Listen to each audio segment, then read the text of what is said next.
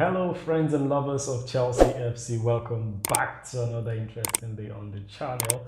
Yes, it's good to be back. This has been one hell of a week for lovers of Chelsea Football Club. Yeah, it's been a good time for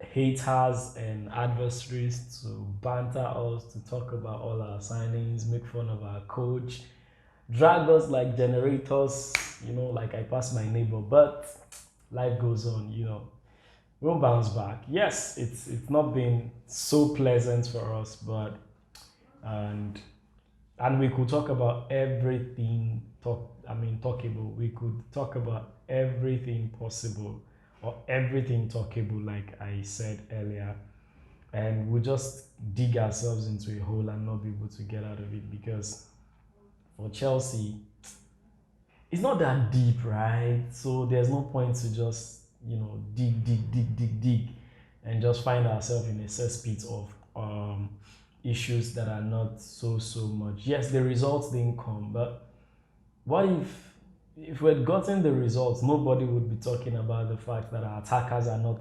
clicking, or the fact that our midfielders were losing balls and all of that, and that's the thing with football. If you're not playing well and you're getting the results, nobody cares, right? We could just say, "Oh, it wasn't a nice performance, but then we got away with a win, and that's all that matters," right? But now, because we didn't win, suddenly everyone is talking about the fact that, oh, we're not playing well. Kai is not playing well. Ziyech is not firing. Mount is not informed. Pulisic is out. Is missing in action. We could say all of that, but ladies and gentlemen, it is what it is. Sometimes you need this kind of results to keep you, help you stay awake, help you stay alert, help you understand that you're not invincible, help you realize that you're vulnerable, that you can lose, that you can get hurt, that after all, you're still just a team. And if you look at the Galacticos, the Real Madrid team that turned everything upside down, won the Champions League back-to-back 3 times, while they were doing that, they weren't stringing up the best of performances domestically, right? And there were instances where we actually thought they were going to lose or they were going to be knocked out, and then they still bounced back and got the result. Yeah, so for Chelsea fans, what I'm going to say is don't analyze the issues, state the obvious. I am still holding my own beef because maybe if I had recorded this video earlier in the day, I would have come out with all guns blazing, tear down every player, turn over everything. But after listening to Tuchel today, I just feel like this is not the best time to do all of that. It's honestly not the best time. I feel I have my own sentiments, right? I do have my own sentiments. I was gonna do a video. Initially, what I wanted to talk about was the rumor about Timo Werner and the possibility of him returning to Germany. And seriously, I am all for it. Let me just say it here. And that was what I wanted to talk about earlier. I wanted to say that, look, man, after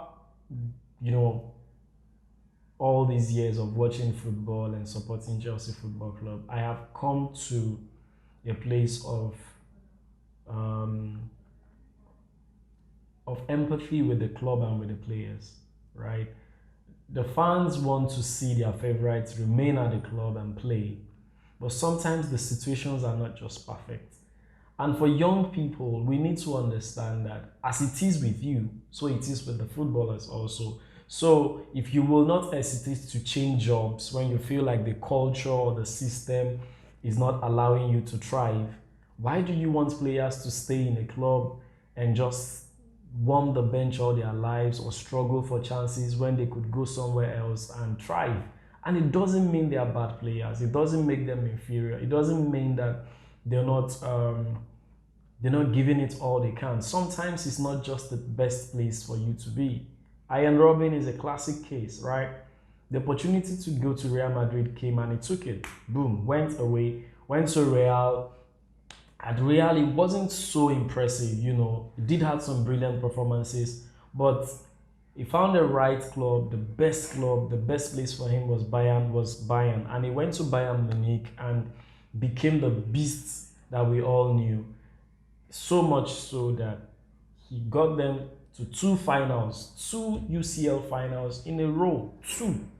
The one they lost against Chelsea, where he lost that penalty, and the next final on the bounce, two Champions League finals, back-to-back finals. They lost one to Chelsea and won the next one, you know. And he was instrumental and pivotal, and as a matter of fact, was the reason why they won that UCL, because he was one that scored the goal, considered that penalty, got them that penalty, and then scored it, and they got the result, and went down as a pure legend in Bayern's history. So, but left to some Chelsea fans, they would have wanted this gentleman to stay back in England, keep struggling, coming in as an unused sub or something, you know, and it wouldn't have helped him. It wouldn't have helped him. It probably wouldn't have become what he became, right?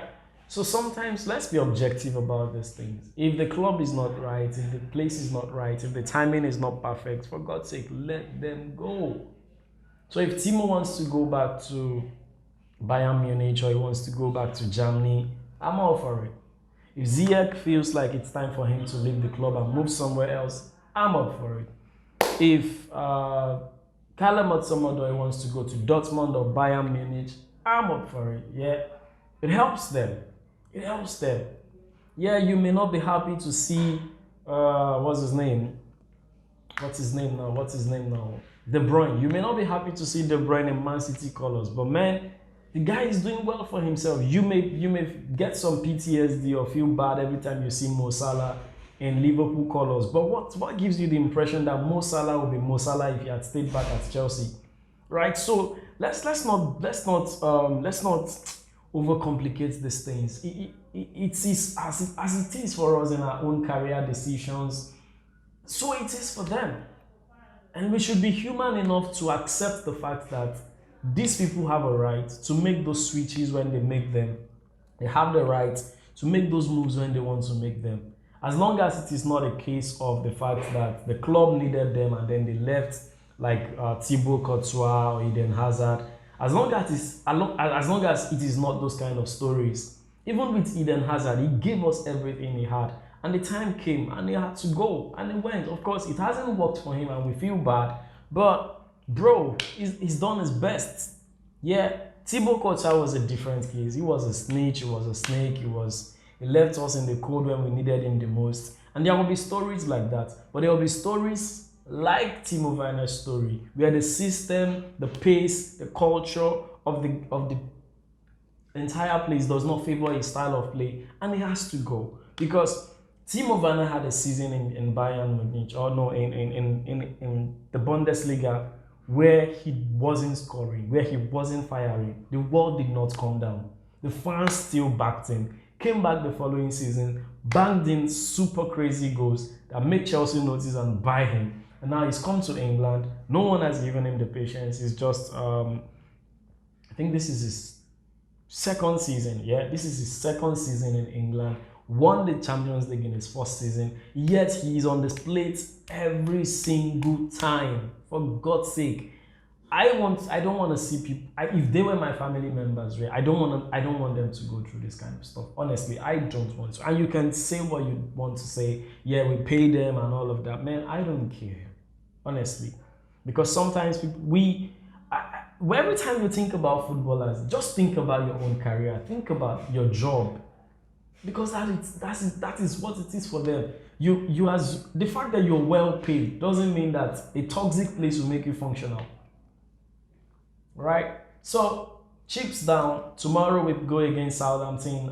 It's going to be an incredible game. Southampton, they are fast on the ball. They play like Manchester City. They are intense. They want the possession. They want to keep the ball. They want to move it quickly. And it's going to be a crazy match for us. But then, at this point in time, I don't expect Chelsea to get the results. Chelsea has to go out there and win. Right now, that's where we are. We need to win by all means and at all costs. We're not We're not at a place where we can say, oh, if we get a draw, we need to win. And we need to win in a manner that tells people that we probably slumped and not died. Yeah, so that's where we are right now. Of course, the reviews are back. I did not want to talk about the matches that we played. It wasn't like I didn't want to do a preview to the Champions League match, but I came back one of those nights and my head was banging. I had migraine and then I could not record. So I felt since I didn't do the preview, there was no point doing a review of the match. We'll just wait until today and roll out. Sorry for all the noises in the background. It's and I don't record twice. Yeah, I just go at it. So I'm sorry. I'm sorry for the door opening, the voices at the back there. If you heard them, if you didn't, then I guess I got away with it. I got away with the robbery. But in the case that you did hear all the noises, sorry, it's never happened before. But then, thank you so much for tuning in. Please subscribe to the channel, like the video, and turn on your notification bells. Tomorrow, I hope we have something to celebrate. Chelsea versus Southampton at Stamford Bridge. It's going to be an incredible game, and I feel it's going to end 3-2. Yeah, 3-2. 3-2 in favor of Chelsea. That's my prediction. Thank you so much.